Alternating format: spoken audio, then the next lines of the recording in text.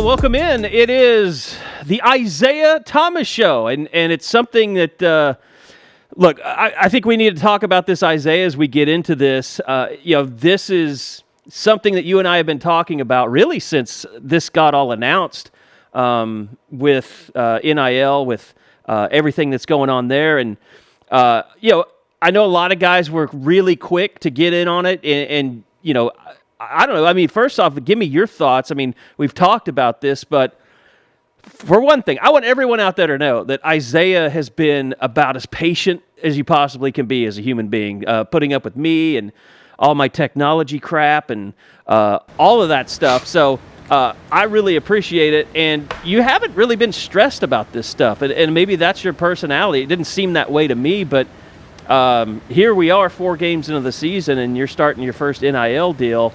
That's been in the works for a long time, but I mean, what has this been like for you? It's been a great experience. I think first of all, it's phenomenal that student athletes get to profit off their name, image, and likeness. And with me having the opportunity with you to be able to do this, I was all in on it. I didn't want to do too many things to, more or less distract me, but just to keep my mind on football and the goals that I have ahead of myself because of the season I had last year to put me in the position I'm in now. I just thought that this was something that I could do to also keep me, focused on football, but also have some fun and also, take advantage of the NIL rule. So that was, the all because of you. Is it just kind of weird though? I mean, we're doing media, but and this is stuff that you've done a lot in the past, but it's not like media. I mean, are you on your guard a little bit? Are you like, this is kind of a casual deal. You don't have anybody, looking over your shoulder, although I know if you say something bad, Lincoln Riley's not going to like it. He's mad at you and me and everybody.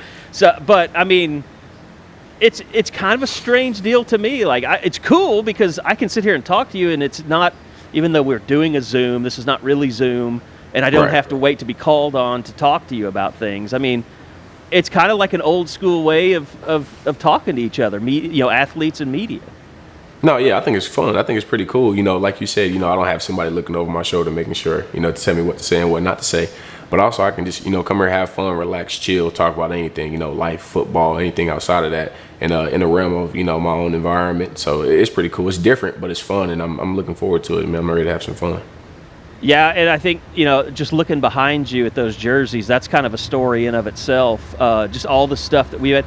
Like, literally, I called Isaiah from a furniture store screaming bloody murder because it was just such a, nothing that we have done has been easy this entire time. I mean, we probably crammed 6 months of work into a couple of months just putting this whole thing together. And eventually I will kind of take pictures of what, my place looks like and what your place looks like. But like those jerseys behind you, I want to tell people this quick story. Like, Isaiah, big time football player, your roommates with Jalen Redmond, your apartment looks exactly like every other college kid's apartment. Like, there's no, like you might look at that and say, boy, he's got a really fancy house he's living in and stuff. You literally had those jerseys thumbtacked to a wall. And I saw that and I was like, yeah, he's in college. But I was like, we got to do something better. So we went and got some frames and put them in there. And that was another thing that was just a giant. I had to rent a U-Haul because they're so big. I had to rent a U-Haul pickup to bring them over there because they wouldn't fit in my car. But then I broke one of them, and then I had to repair it. I turned into Home Depot man. But this whole thing, it's been a lot of fun just getting to know you. But I would not have blamed you for calling me one day out of the blue and just saying, you know what, I don't want to do this. I'm done.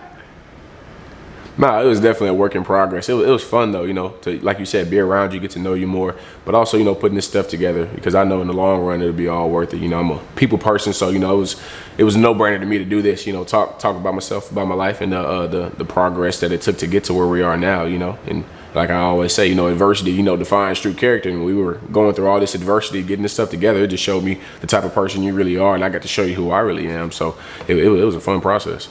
In terms of, you've had 4 football games now. We're going to talk about that kind of stuff, but I do kind of find it fascinating, just kind of your personality. I mean, you're a pretty low-key guy. You would not get that from watching you on a football field. Oh yeah, definitely off the field. I'm real low-key to myself. Stay in the house a lot now, and stay to myself or with my roommate and stuff like that. So, but on the field, I'm full with a lot of emotion and attitude. I'm real passionate about it, and from where I came from to where I am now, I think I have a reason to be real passionate and have a chip on my shoulder, more to speak. Out there on the field. So that's really the type of guy I am. I mean, you look at this season, and we've talked a little. It's funny because I haven't really. Today was the first day I even said, "Hey, we're doing an NIL deal with Isaiah Thomas on our podcast," and so we've talked a bunch, but it's not like I'm hitting you up for information, and putting it out there and stuff like that. Like our dealings have been literally like, we got to get this working. Like I can't get this to work. Like I'll get this. I'm overnighting this, and we're gonna get these parts in. But you've had this season going on, and we haven't really talked that much about it. I kind of find that fascinating about the way this has all worked out. No, yeah, we barely even spoke about the season, like hardly at all. Like if anything, we talk about NFL or something like that. But during college, we don't talk about the season at all, really. We just keep it real professional. What we had planned and stored for us, man.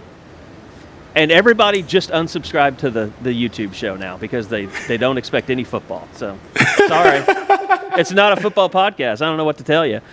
No, we will get to that, and we're going to do a lot of cool things. Like Isaiah and I have been working together.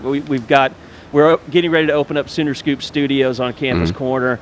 My God, they're giving me the keys during OU Texas week. Like that's another thing. Like okay, so you guys are getting ready to play Kansas State. It's your first trip on the road this year. I imagine it's worse for you because like media guys, like for me, it kills off 2 days in my week. It kills off Friday and it kills off Sunday because you guys get to jump on a plane after a game, so it's not as bad. But when you have a road game, do you kind of feel that like you just don't have as much time in the week to do the stuff that you normally need to do? Oh, 100%. Yeah, definitely. Like, for example, school, we leave Friday or early Friday, fly out to the hotel. Then from then on, it's just straight, football. You don't have time to worry about any of the outside noise or anything else that you have to do. So really from Monday through Thursday, you have to knock everything out, for road games. But, home games, we got some time on Friday, do what we have to do before we leave to the hotel to do what we have to do. So I do feel like, you have less time to do what you have to do and, more focus on football. So I feel you on that one. Is that make like Fridays and I mean, you guys have that harder practice on Fridays, kind of your walkthrough on Thursdays, right? Yep. So does that make that Friday practice that much more important? Definitely, it does make it that much more important, and also, you don't have much time before the game. And Friday, like you said, it's a little more harder for us, so we can focus on the little details and see what we probably missed on Thursday and get a better feel for it before the game, instead of feeling so relaxed and tight, before the game. So we get a little more tempo going on that Friday, so I can feel that pressure a little bit more. In terms of just kind of things that you enjoy off the field, I know somebody asked you in media, I think it was after the game, about your heart in your head, and you explained. You had kind of told me what that was about. You might have to lean down a little bit to show people. Yeah, there it is. You can see it good. But like you're really into a certain artist, I know. Yeah. The artist Drake, I'm pretty sure everybody's familiar with him. He's one of the more profound musical artists in the industry, and I've been a fan of him for as long as I can remember, since I was a kid. And just some of the songs he has, some of the lyrics he has, really speak to me. Sometimes I use it as a caption on Instagram. I just it inspires me to use those quotes. And he has his hairstyle, so if you look him up, he has the same thing. So I just got it too. Is OVO still a thing? Yes, sir, it is. It is still a thing.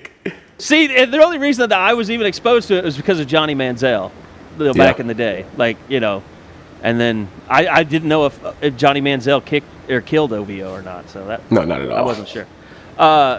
So, all this stuff going on around you right now, what's a week like this like for the team when you come off, a lot of controversy in a game, the fans getting after Spencer. I mean, you guys on social media really rallied around him. And I got to think that does something to kind of, build some chemistry with this team right now, doesn't it? Oh yeah, definitely. Every Monday, the captains, we set up a players meeting every Monday or every other Monday. And this particular Monday that we had one after the West Virginia game, we try to preach on how important it is to stay as a team, not to be divided and have each other's back. At the end of each practice or at the end of coach talking, we'll always break it down on family, and we always say don't say it if you don't mean it and if you don't act behind it. And after that type of a game and all the controversy and, the fans rooting against Spencer and me loving Spencer because he's one of a kind, he's not Baker, Kyler, or Jalen, he's Spencer Rattler. And I think people got to know that and appreciate that for who he is because he's done a lot of good things. He haven't done everything that everybody wants him to do, in their way, but he's handled a lot of things a lot better than other people would. So yeah, this week's been a little different. Was it just strange? Did you notice that going on during the game? During the game, it didn't hit me until after that defensive drive when we got off the field. During the moment, I'm just, trying to figure out what West Virginia was going to come out in, But after that, I got to the sideline. I was talking to Perrion and, Nick. I'm like, did the fans really cheer that? And they were like, yeah. Then people on the sideline was talking about it, fans behind us bickering about it. So, yeah, I noticed it right after that drive. I mean, it's a weird deal. Like you said, he's his own person. He's not Baker. He's not Kyler. And he's still a young quarterback. So I think the one thing that I've noticed is that, like I said, you guys rallied around him. Lincoln's rallied around him. Lincoln's never been a guy that's, the Texas game last year, he wasn't afraid to put him on the bench when he thought it was deserved. So you got it. I just sometimes wonder. I don't wonder because I hear it all the time. But, I mean, you're never surprised with it, especially at Oklahoma. Let me ask you, I mean, you guys on defense, you played so well against West Virginia. I wanted to go through some of the plays here with you to look at and maybe get some of your reaction to them. But, I mean, obviously, a lot of swings in that game, with an interception. There was a fourth down where Kennedy Brooks didn't make it, and then you guys had to go back out on the field. There was the bad snap, in the later parts of the game. But first off, I wanted to go to West Virginia. You see there is facing a 2nd and 8. They're on your 49-yard line. And the reason I'm playing this play is, one thing that you and I did talk about after that game is how impressed I was with Corey Robertson and how he's starting to play. And you'll see here on this play where he and Deshaun White combined for a TFL. But this was a very, very impressive play to me here. Oh, yeah.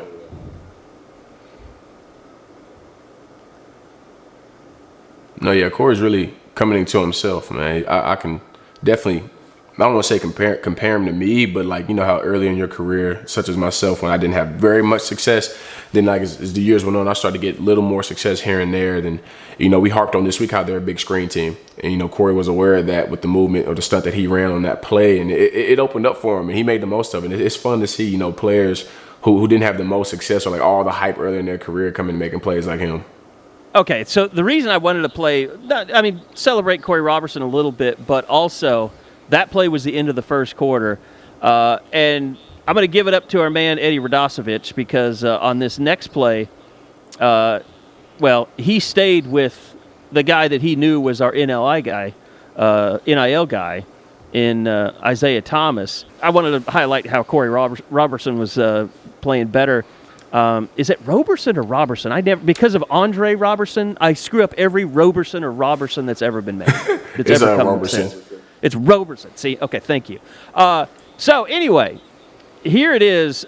This is the very next play in quarter number 2, featuring someone that looks familiar. Yeah. Okay, I'm going to stop it right. Yeah. I'm going to stop it right there. So, how often does that happen where you look back after you've knocked down a quarterback to see what happens to the ball? Do you do that every time? I do that every time, every single time. Very interesting. Okay, so I love it. You see that Delarian Turner-Yell comes down with the pick, and then the celebration is on. And I feel bad because nobody's coming to help you celebrate. Yeah, man, I was excited for it. Like you said, I look back, like after every QB hit, when I realize the ball is gone, I always look back to see the result of the play. And I seen that Delarian had the interception, and I'm looking back, and I'm cheering and excited. And it's so loud, and I'm yelling his name. You can't see it, but I'm yelling his name, and he can't even hear me. I'm yelling, I can't see who else is over there, but I'm yelling someone else's name. I think Deshaun's, and no one's coming. I'm like, all right, well, But, we got the main result happened, so. Yeah, that was good. It worked out for you. All right, but here we are now, 7-7, 7-7, 11:52 left in the second quarter. It's 1st and 10 West Virginia. Now, here's a really nice play that also kind of helped set the stage for things to come, but it's 1st and 10 at this point. Yeah. I think Roberson kind of blows up any chance he had of holding it, which was giving you guys some problems on defense. Yeah. It's Corey, like right here on the left side here. Yeah. Corey, when Corey plays, if you don't realize, I know people, fans generally just watch the defense, but if you watch Corey's always running to the ball, running to his job. And one thing Coach always says, if you mess up, go 100%. And even if Corey's not right, you can't tell because how fast he's running and like where he's going. So with stuff like that, when him just running to his gap and making the quarterback give the ball, it's just little things like that people don't notice, but it stands out when we watch film. Okay, so we move ahead now. Another play that I wanted to highlight and get your comments on. This play coming with 8:25 to go in the second quarter. It's still 7-7 here. This is a 2nd and 10 as West Virginia has the ball just inside their own 15-yard line. Now, this is not particularly a defensive lineman play, but I love the angle. This is Eddie Radosovich's shot from down on the field. I love the angle on this play because you actually see the ball come out, and I want to talk to you about what it's like kind of fighting for a fumble, at that point in the ball game. Here's the play. You'll see Latrell McCutcheon come in and swipe the ball. Garrett Green, the young quarterback, is in there, the running quarterback. And you see the ball kind of hit the ground here.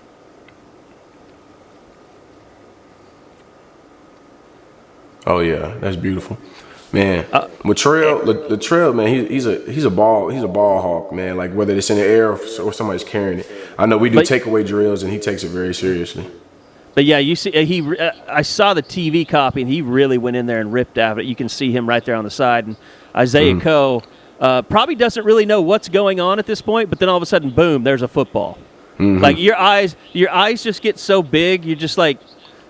You're trying to jump on it, and it just squirt. You see it just squirt out there.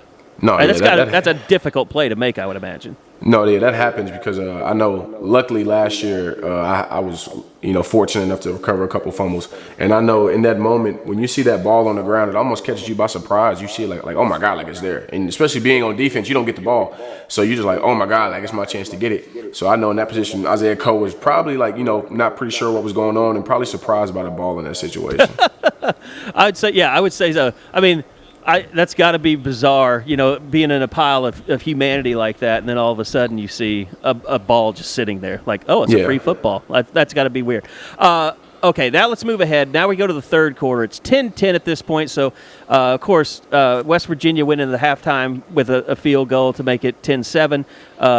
You guys come back in the first drive and answer. So this is 10:09 left in the third quarter. 1st and 10 at the West. This West Virginia has the ball. 1st and 10 at their 40-yard line. And I asked you, Isaiah. I remember this week. Like, is there a term? Is there a name for when you have a clear shot to a quarterback? Because I'm not picking on you. Perrion had this happen to him a lot last year.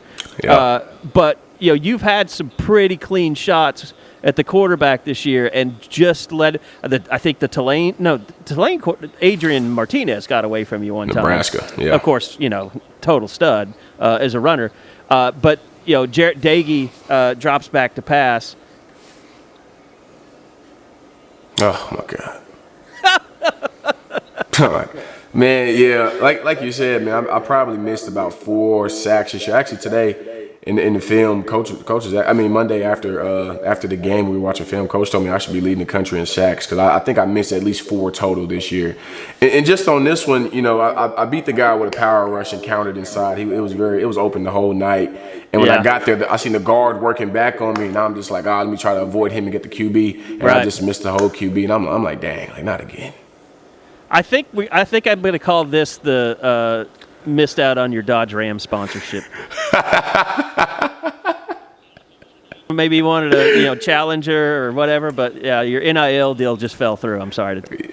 Yeah. You already signed a contract with us, so we can't get rid of you. But it's fine. We wouldn't do that anyway. We wouldn't do that to you.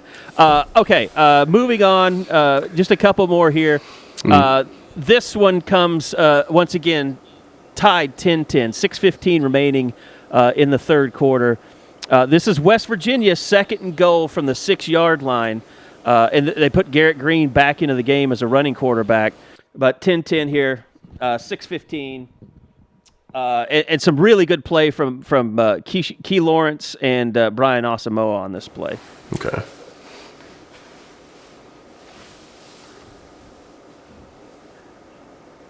Oh yeah. Oh, I'm sorry, that was Deshaun White. Yeah, no, Deshaun I think White it was. And Brian Asamoah. Let's see. Yeah, so that was Deshaun lowering the shoulder right there. Right. And I think it's situations like the goal line and stuff like that, like gotta have it situations. I think it just comes down to who wants it more.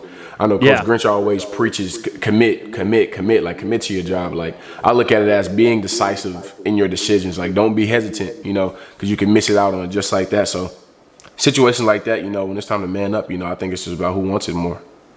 Okay, so here is it's 13-10 West Virginia at this point. We're in the third, 3:19 remaining. This is a really big play in the game. Now this was when Isaiah. This is when. Kennedy Brooks had been stuffed on 4th and 1, and so they were taking over the ball midfield. 1st and 10, Perrion Winfrey is able to get in the backfield and wreak a little havoc. And let me roll this one, and you can kind of tell us what you see.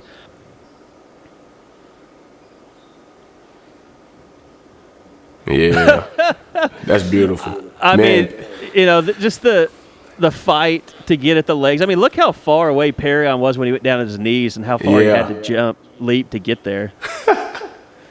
I love how Daggy is just like, I got to get rid of this before this guy rips my leg off. Literally, yeah. With Perrion, man, he's so disruptive, and just his presence alone, really, I mean, they won't admit it, but it really frightens old linemen. Like, it really scares them. Like, then when he's just real disruptive and active, man, it just adds to that aggression and that passion that he has. And also, like, last year, like you said, he missed out on a couple of sacks last year. And this year, he made it a goal of his to make as many of those as possible. And with just something like that, with as little as grabbing his leg and getting intentional grounding, those are sacks too. So it's fun playing with him alongside. Like, he got off so fast on this play and, like, a play after this that I almost turned it into a natural twist. Like, he got off so fast. I'll give it to you one more time here. Yeah, he had to beat 2 defenders to get there. That's impressive. Not everyone can do that, man. Sure. Last thing, 5:11 left in the game. 2nd and 12 from your own 33-yard line. At this point, it is 13-10 still, and what ended up being, for West Virginia, the most damaging play of all. And, yeah, here's the play. You know what I'm getting ready to show you, but this is the bad snap. And I know you were on the field on this play, so you might just kind of walk us through kind of your emotions when you see this go down.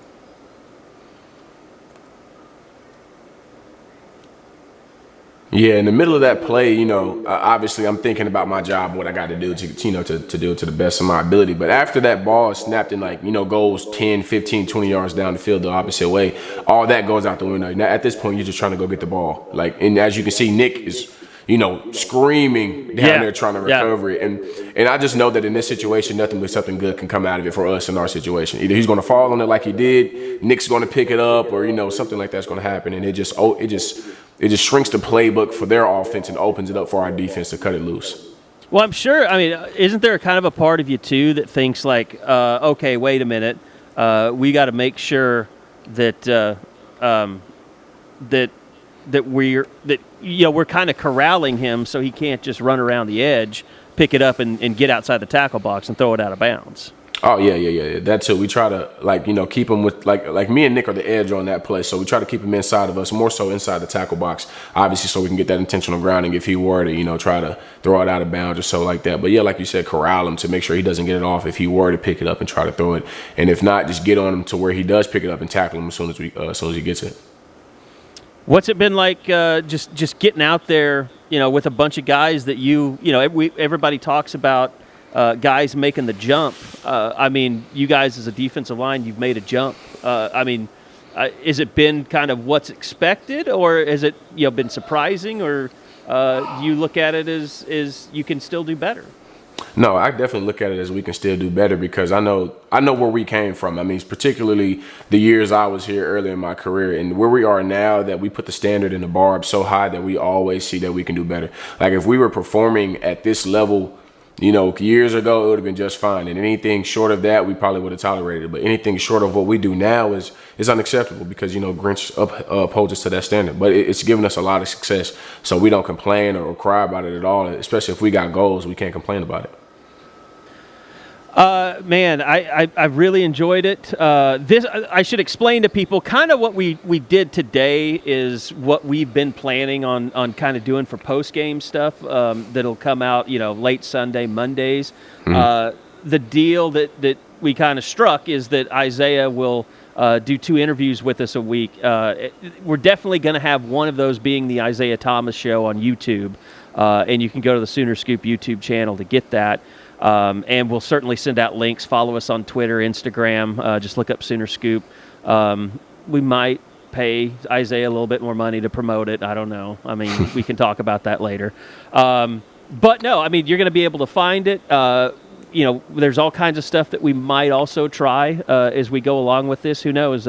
We could do some Twitter Space stuff. We could do, some special Zooms, things like that. I mean, there's all kinds of stuff that we're talking about. We just needed to get to today. I mean, that was the big thing.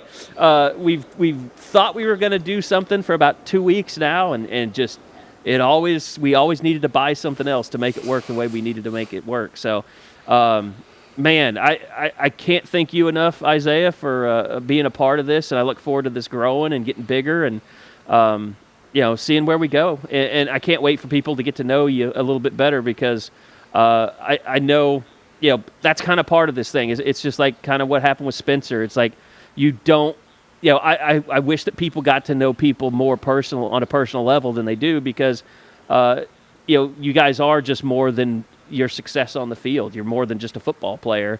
And, being in the media for so long, that's one of the great things that I've gotten to get a look at. And I'm really excited about this just because, like I said, we get to have conversations which athletes and media don't really get to have those much anymore.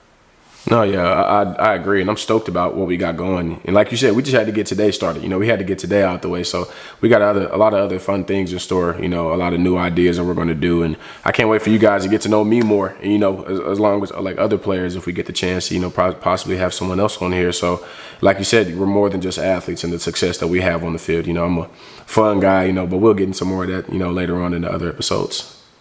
I'm just here to say we're going to destroy every other player podcast that's out there. We're coming for you, Jeremiah Hall. We're coming for you, Braden Willis. We're coming for Caleb Kelly's got one getting ready to start. Here, they started already. I think he has. I believe we're he has one destroying starting Caleb Kelly. Yeah. We're destroying you, Caleb Kelly. You have no chance. No, I'm kidding. Right, everyone do your thing. Like everybody, I'm good. Like I'm not trying to be a competitive ass. I'm just. I'm joking around a little bit. So, of course. I'm just so happy that Isaiah's on board. I know people on Sooner Scoop are jacked up. We announced on the pod. We'll have a big announcement tomorrow as well. Mm-hmm. So, this is number 1. I promise it will get better from here. And lots of good stuff to come. But Isaiah, man, thanks so much. I'm glad we finally got to this place. Oh, yeah, me too, man. Appreciate you, Kerry. Like you said, we got a lot more in store, a lot more fun to have, a lot of new things we're going to do. So, yeah, man, definitely stay tuned, man. And then maybe one weekend I'll play sick and make you host your own show or something. I think they'll like that. Yeah. Well, knowing the way people are with me on Twitter, they probably are going to demand that I be off the show immediately. So, all right, man. I appreciate it. It's great talking to you. You've seen enough of me, though. So go play Kansas State. Have a great game. Hopefully. By the way, we should just maybe throw this out there. It's been a tough opponent for you guys the last couple of years. Oh yeah, definitely. We know that, recent years they have our number, and that's one of the things that people keep saying in the media or whatever, a question that's getting brought up. So we just like I said earlier, we just tune it out. Focus on the next game, like so to speak, this game, and not worry about the past. So we're going to attack it the way we know how. We got a good game plan for them, and we're a different defense and a different team than we were last year. So I'm ready for it. All right, Isaiah. The Isaiah Thomas Show, ladies and gentlemen. We'll be back again middle of the week and then on the weekends after games. So just stay tuned to Sooner Scoop and the YouTube channel. Go follow Isaiah. That's one thing I should have done. I should have put your stinking Instagram and Twitter handles on here. I'll get that fixed for you. So we'll get all that good stuff. But like we said, just the beginning. More to come. It'll be better. Bigger, faster, stronger, all that. We're gonna Isaiah Thomas ourselves. Like you start out as a freshman and then you get just massive as a senior. So I like that.